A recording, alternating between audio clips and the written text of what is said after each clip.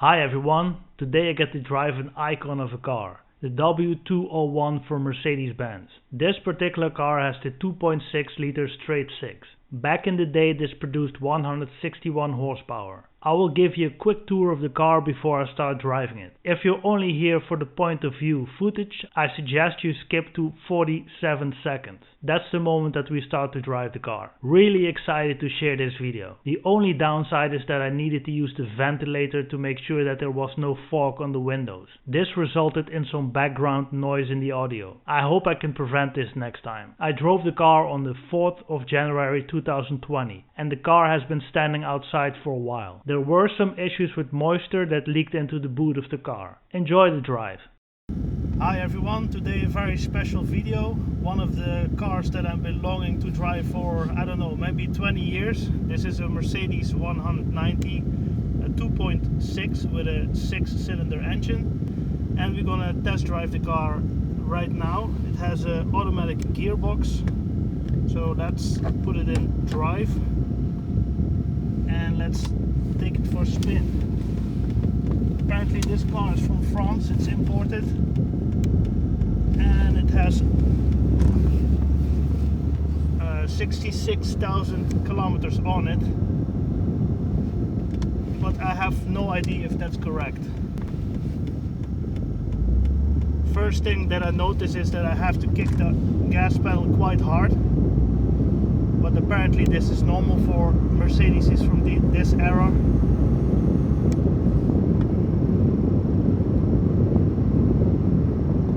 It's such a sturdy drive. It's amazing.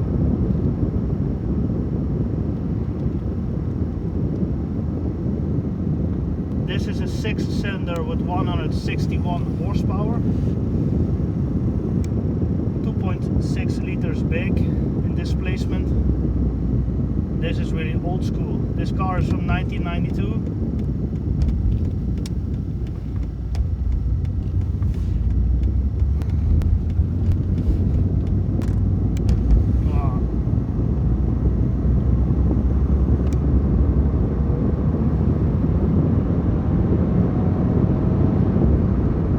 Really need to kick the gas pedal hard for something to happen, and 161 horsepower is not that much, but this car only weighs 1261 kilos or something out of my mind, not even 1300 kilos. I think 1261 kilos, something like that.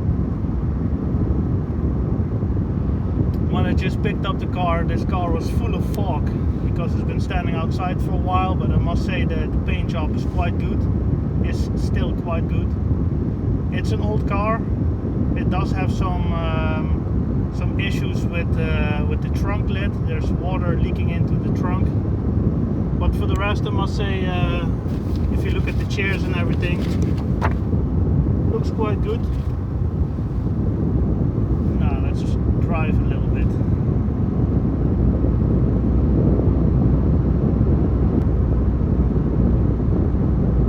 This is really an old school Mercedes.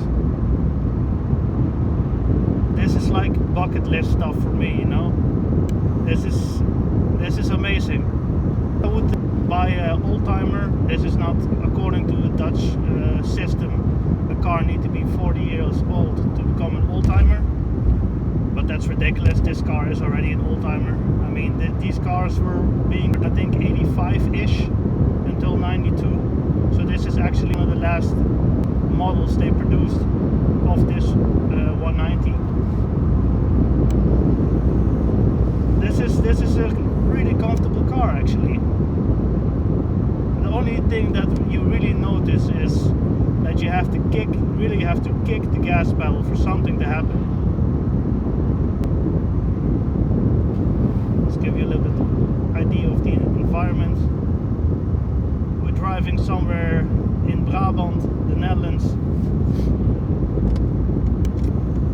Some nice B roads. Let's switch back to the car itself.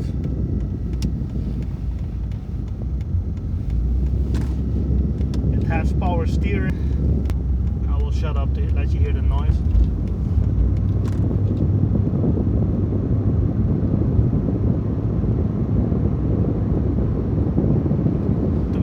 I can't believe this car has 161 horsepower. I cannot really believe that. But you know, when you floor it, it takes a while for something. But that's also not the reason why you buy these kind of cars. You buy these kind of cars because it's just an era of Mercedes that captures your imagination. At least it does with me. I like the 190s. I like SL 500s, the R129. Love that era of Mercedes really captures my imagination. I love the brand and especially that era. I also really appreciate modern day Mercedes, but this is just something special, just different. And when you look into the background of the development of this car, the 190, this is produced for just ordinary people. This is just the people's Mercedes, so to speak. And Mercedes wanted to build the best car they could for the people. But actually this car was too good. This is totally over engineering at its best. That's why they still drive around, and that's why they still can be bought in 2020. Not to drive for too long because we're going back to the dealer. Man, if I had the place, if I had the time, I would buy this car. It did have some issues, they told me, but they changed everything. They changed the spark plugs, the electric cables. I don't know, this car probably still needs some care and loving, you know. You still probably need to invest some money to get it up to, you know, back to its original state. This car is for sale in the Netherlands here, just a bit under 6,000 euros. So it's not very expensive, but there are cheaper Mercedes there on the market. But this has a 6-cylinder engine. Yeah, it drives well. But I'm not a technician, so don't take my word for it. I would definitely give it a second opinion by some other guy that's independent to check out what's the state of this car. But I must say, yeah, it's just pleasant to drive. It's just relaxing. It's just a cruiser.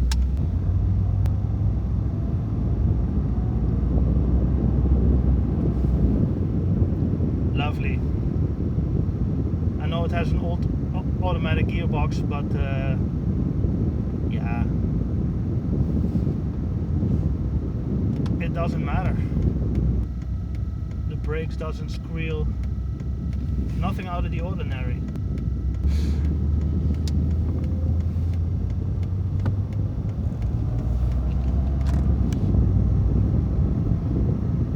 When you do a little bit of a kick down, you do feel the automatic gearbox is like, huh? What do you mean? What do you mean? Leave me alone. But yeah, this car is for cruising. It's not really for speeding, which is understandable.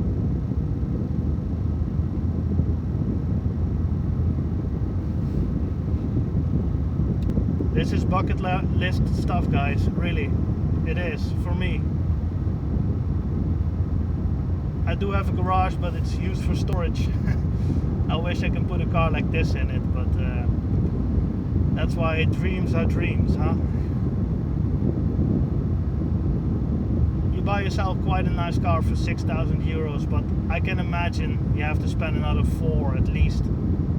Well, maybe less, but if you want to do things good, maybe you need to invest another 4, and then for 10,000 euros have this 1992 Mercedes-Benz 190 with a 2.6, also another 4-cylinder, because screw the environment. You know, loving it, loving it. There's just something about Benz's, you know, the dials and everything. It's so old school, but I love it. I love it.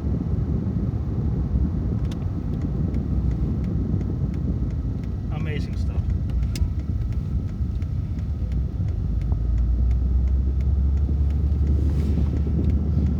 Let's go back to the dealership.